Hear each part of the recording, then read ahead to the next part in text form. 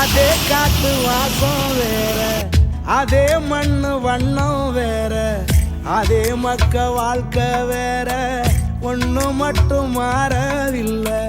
மத்த நாட்டு சுவையெல்லாமே ஒத்த வேலை உடைய போல, சுத்தமான நம்மூர் சுவையோ ஆத்தா தந்த உசுர போல. மூட்டி பாசம் கொட்டி சமைச்சது திண்டுக்கல்லு தலப்பா கட்டி, நெய்யூத்தி நேசம் கொட்டி இழுக்குது திண்டுக்கல்லு தலப்பா கட்டி.